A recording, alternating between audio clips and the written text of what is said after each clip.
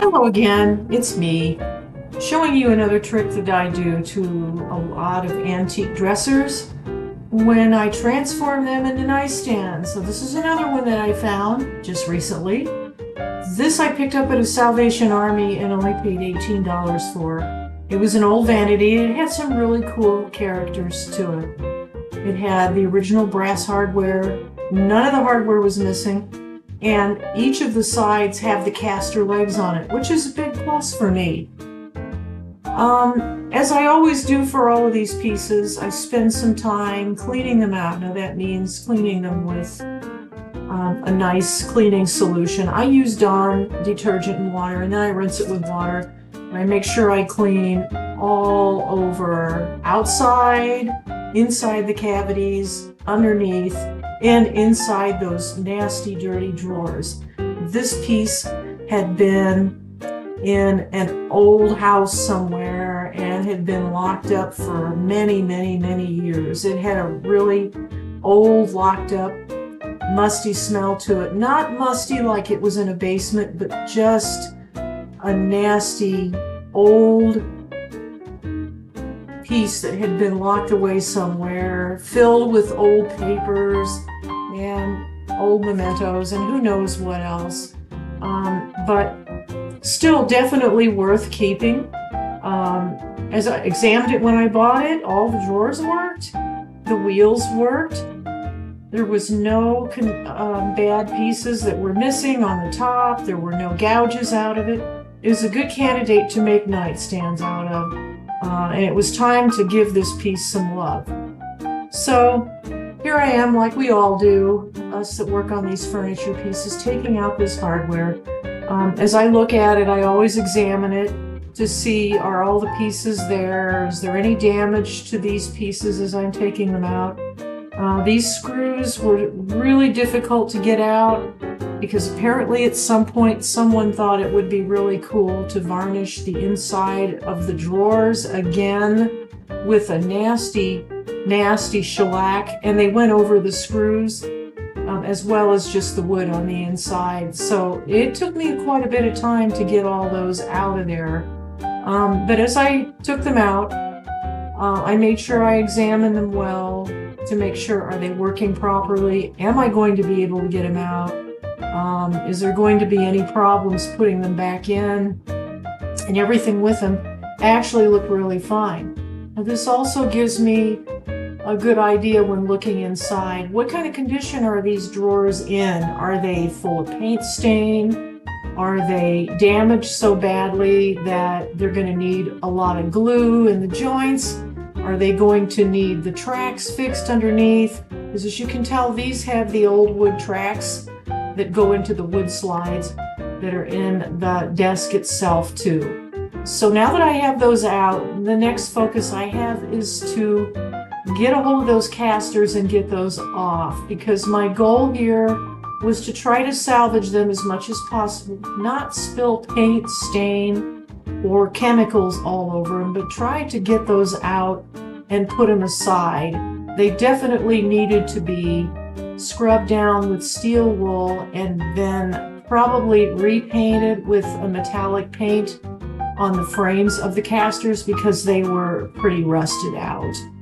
Now, I made sure when I was taking these out to take time and caution so that I didn't damage the casters and also didn't damage the other metal piece that goes up inside the leg. A lot of times we have a tendency to get a little rough-handed with the screwdriver or hammer or any other tools, and then we end up destroying that piece that goes in the leg, and then the wheel doesn't go back up in there again. Or worse comes to worse, you shatter the wheel off of the caster. Been there and done that. It's a heartbreaking experience because these don't come cheap and you usually can't get these small ones anymore. So as I'm going in there, I'm making sure I'm taking extra precautions to take them out gently. Now, I was fortunate here in that these came out relatively easy. I know there are other people out there who have tried to remove casters from these old vanities, desks, sometimes the old dressers, and it takes a long time to do that. So now what I'm doing is looking at how are these two drawers, or how are these two units put together, these side units, because now I need to deconstruct this. So here I have found that there's two slides that go in that middle drawer, and they came out relatively easy. And before I started going at it with the hammer, I examined it. It just had finishing nails in there. So it was somewhat easy to take out. I had a few nails to remove, but other than that, they came out. Again, I'm being very careful here not to be too rough with the hammer. Probably should have used a mallet instead, but to be honest with you, I don't know where it was at. Who knows where I put it? Sometimes I'm not the most organized person in my garage, and someday I will be, but it wasn't today. So now it's time to focus on this top. Now it had nails or screws in the front, and then it had these metal connectors on the back. So at this point, I have already moved the screws on the front, and all I needed to do in the back was to just kind of gently pry up that top out of those two metal pieces that were attached on each end of those side pieces. That's all it had in it. Now, you may wonder when I got finished, how did I reattach this given that there were no screws in the back and only in the front? What I did was I made sure at the end that I added pocket holes that would screw the base into the lid on the back, and then re-screwing the screws in the fronts. I didn't need to do anything to the sides. There weren't any screws attached to the sides to begin with. Obviously, when this was created, the manufacturer discovered or found out that it didn't need to have screws in the sides because these were not super heavy pieces. So I stuck with the plan of making sure screws were only attached in the front and they're in the back, and then it would attach properly. Here again, you can see where I'm being particularly careful not to shatter anything off the top, split the top, or do anything else to it that would cause it to have scratches too deep to fix, or gouges, or chipping the back off. So here I'm examining that middle piece that's in the back that's attaching to both of those sides. Now as I looked at it, I noticed that it is a separate board. So my first thought was, well, let's go at it with a flathead and a hammer, and let's see if we can gently go in there and prise those loose on each side. So I attempted to do that, and here you can see me taking off the guide pieces that were holding that back piece additionally. And I'm trying to loosen it up, but it wasn't coming out very well. And then as I kept working at this and working at it, having to take the top off so I didn't mess it up, it wasn't coming out all that easy. And in fact, it was starting to pull the trim out with it and take some of the trim with it. So I really didn't want that to happen. That would be one of my worst nightmares, is to have to do that much repair. So you can see here I'm continuing to examine it while I'm going at it and trying to determine, am I going to be able to get it out this way? So I tried it for a few minutes more to see if it would finally give in, because it looked like it was going to, but in the end, it wasn't going to come out all that easy. It was going to be tough. So I ended up stopping this in a minute, and you'll see this whole mess that I'm making here just cease, because I didn't really have an option for trying to take this apart at this point.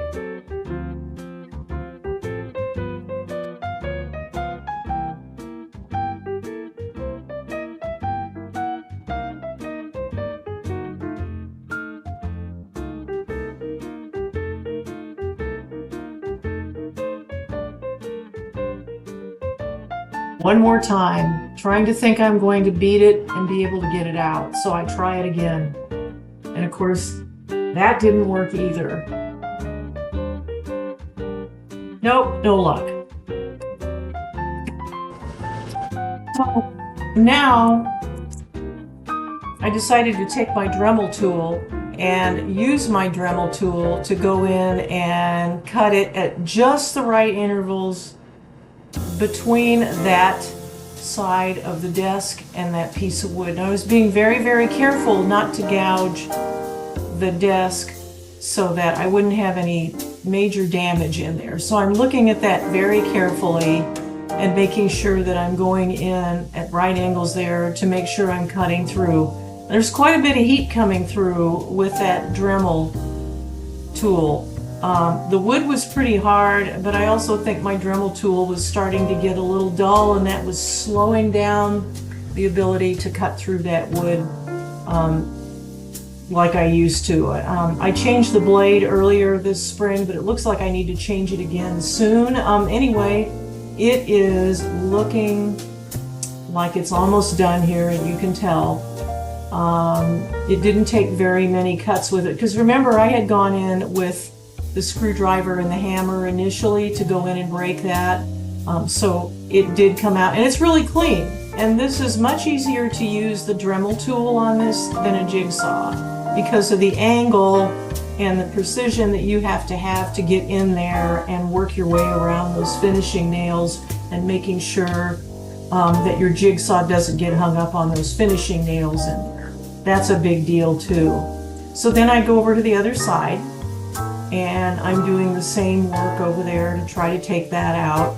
And it doesn't take very long to do this. I've actually used this tool on quite a few different cleanups on things like this and had great results with it. So I strongly recommend, if you don't have the Dremel Multi-Max tool, get one. You'll find a lot of good uses for it. And see how clean that is? Now I have a little bit of area in there I need to clean up with some Bondo, but it's a clean cut all the way around. And I've got a few holes to fix in there where some finishing nails were, but other than that, that's a pretty clean finish, or a pretty clean cut right there. So then my next step here is to cut these tops. Now what I did was I measured 13 inches for each top that I wanted by cutting opposite ends of this top. I could have used the middle, but in this case I used the end pieces, and I made sure I was particularly careful at cutting a straight edge and using my ruler as a guide to cut it straight. Since this wood had veneer over the top of poplar wood, I wanted to be sure that I didn't splinter any of the veneer on the top, because when that happens, usually your only recourse then is Bondo, and then using paint and primer and having to paint the whole top. So I wanted really, really very much to be able to preserve those tops with wood and not go with anything else. And this worked good. Now this is my Multi-Max tool. It works as good as a circular saw. It's a lot easier to guide and hold on to and manipulate. It'll cut through 2.5 inches of wood at ease without any problems. Anything bigger than that, then you probably need to use either a regular circular saw, or you could use your table saw or use your miter saw. In this case, since I had to go back about 18 inches and my miter saw only goes to 12, it was better for me to just use that tool. Now here's my pieces. They're now separated, and I've done some Bondo work and patching up where there's missing veneer. Look how clean my tops are. I mean, they just turned out spectacular. The legs have been sanded down in the front because I wanted those to match the top. The legs were a different type than the back, so I didn't really want the back legs to be wood tone, but I wanted it to be painted. So here they are, completely separated. Now here they are painted, and I have them all ready to apply some different appliques and stenciling and some of my other designs. And of course, no amount of work can ever be done without cleaning the hardware. It's the most unenjoyable part as far as I'm concerned. It's time consuming. You make a mess out of everything trying to do it. It's the same old routine. Vinegar and water, barkeeper's friend, and a toothbrush, and more water and more scrubbing, and that's the only way you really get it done. These were brass, and I was hoping that these would be in relatively good condition and not need a lot of work, that I could just dry them off and then I could go with that. But unfortunately, some of the end pieces did have some corrosion on it, so I did end up having to use a Rust-Oleum metallic paint on them to try to brighten them up a little and to clean them up. I did use a top coat over them to protect it after I cleaned off a lot of the rust, and then they worked pretty well. But I was lucky in that these weren't bent, they weren't damaged, nothing was missing. So many times I've done these hardware pieces and they're so bad that you can't use them at all, especially these really old pieces. And a lot of times these end pieces are very thin and they have a lot of damage to them. So I was very fortunate that this worked out really, really well. But there's no way around this chore. It has to be done. You know, you think about all the hands that have been put on these knobs over, who knows, with this. These were probably made in the 1920s, probably close to 100 years old. It's just a lot of work. So there's no way around it. You just have to do it and spend time on it. But then rejoice that it's done when you get it all finished. Yay! So here I am at this point, stenciling my drawers. And I picked out a stencil for the drawers that was the same width as the handle. So when I use a stencil, I make sure that I use a stencil brush that's a natural bristle brush that has a lot of bristles packed into it. I also use a plastic, like a soup bowl, to offset my paint so that I don't have too much paint on it. I also use most of the time a flat paint when I'm stenciling it because I want a lot of control over my stenciling, and I also want to be able to keep any texture out of it, at least with this kind of application. I don't want it to be gloppy or look like it was put on and look like it was spilled on there and have a lot of extra cleanup to do to my stencil pieces. This works much, much better this way. Another important tool I want to report out here that you need to be aware of is this. When you're doing stenciling like this on drawers, always line your drawers up in sequential order and line up your stencils according to that drawer. Don't try and just use a ruler.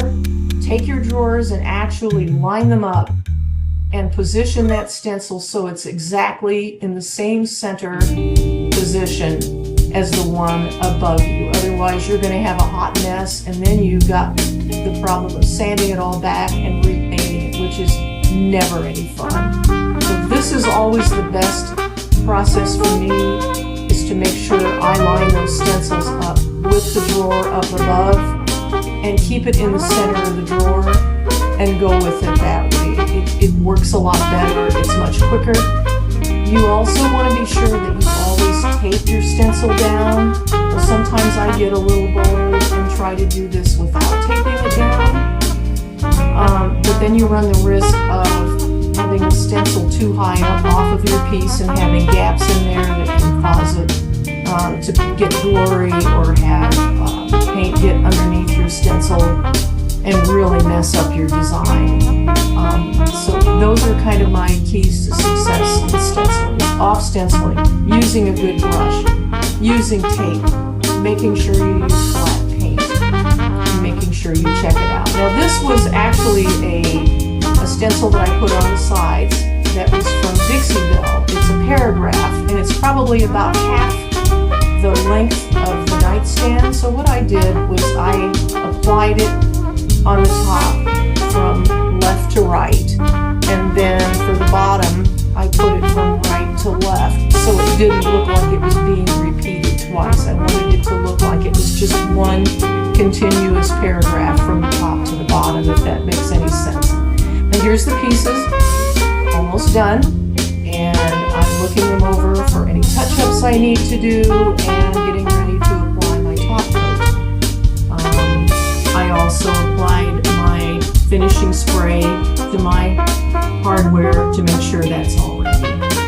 And then I check everything over with the flowers slide in and out well? Are any touch-ups that are needed?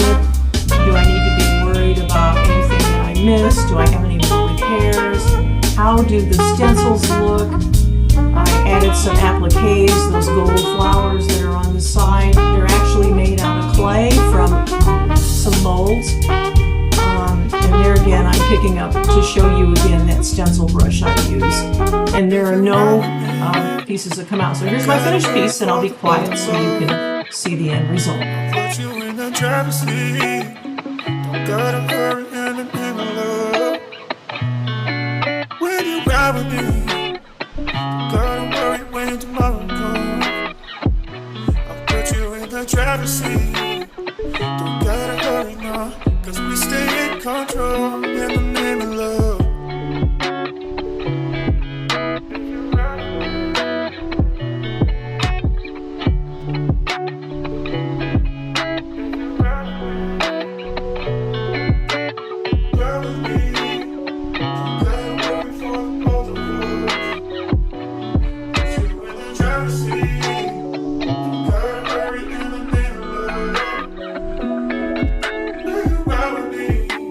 Thank you for watching.